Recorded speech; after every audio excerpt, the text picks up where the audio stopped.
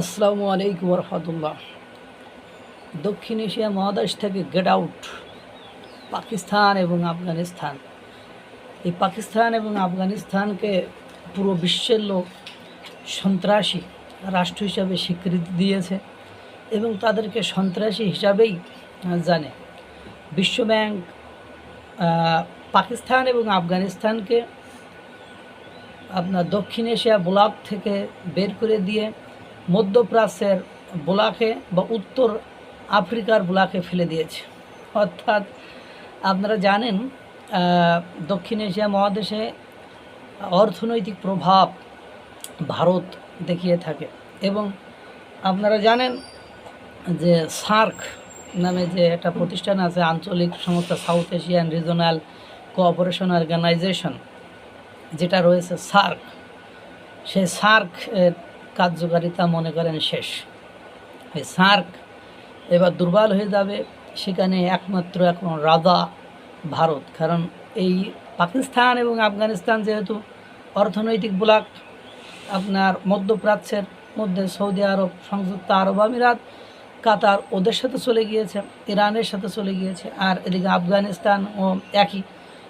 মনে হয় না যে উত্তর আমেরিকা, আফ্রিকা বা বিভিন্ন আফ্রিকা এবং মধ্যপ্রাচ্যের যে জঘন্য যে দেশগুলো রয়েছে ওই তার ভেতরেই পড়ে যাবে। কারণ এই মুহূর্তে আপনারা জানেন পাকিস্তানের অর্থনৈতিক অবস্থা কতটা শোচনীয় এবং অভ্যন্তরীণ অবস্থা কতটা শোচনীয়। দক্ষিণ এশিয়া মহাদেশে অস্থির যে রাষ্ট্র দুটি, এই রাষ্ট্র দুটির নাম পাকিস্তান এবং আফগানিস্তান।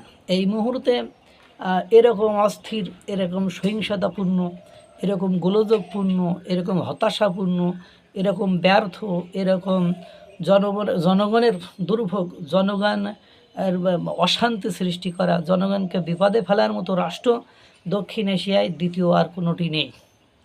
এই জন্য আর তারা বৈদেশিক ঋণ মানে IMF, তারপরে সংযুক্ত আরব আমিরাত, সৌদি আরব, বিভিন্ন দেশের কাছ থেকে ঋণ নিয়ে পাকিস্তান টিকে আছে।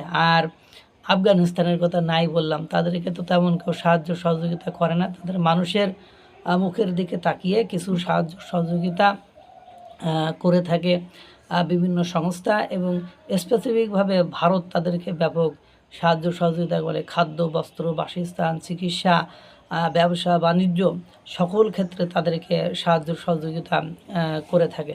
এখন এই দুইটি রাষ্ট্র সবসময় সংঘর্ষে, বিদ্রোহে উঠে পড়ে লেগে থাকে, যা দক্ষিণ এশিয়া মহাদেশের সাথে এটা যায় না।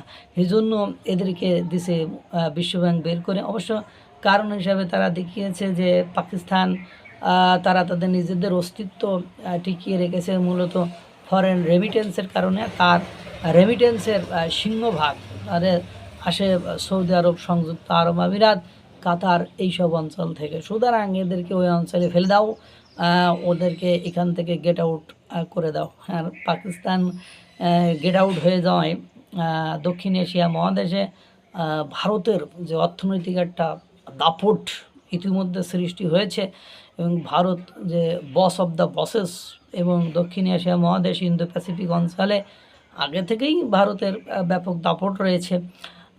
সেটা যদিও আঞ্চলিক যে সংস্থাটা ছিল সার্ক, সেটা দুর্বলতার দিকে যাচ্ছে, হয়তো বা এটার অস্তিত্ব খুব দ্রুত সময়ের ভেতরেই বিলীন হয়ে যেতে পারে। কারণ আপনার বিভিন্ন সময় আপনারা দেখেছেন সার্কের বিভিন্ন কর্মকাণ্ড পালিত হচ্ছে না, এবং সার্ক আর সেই গুরুত্বপূর্ণ জায়গাতে নেই।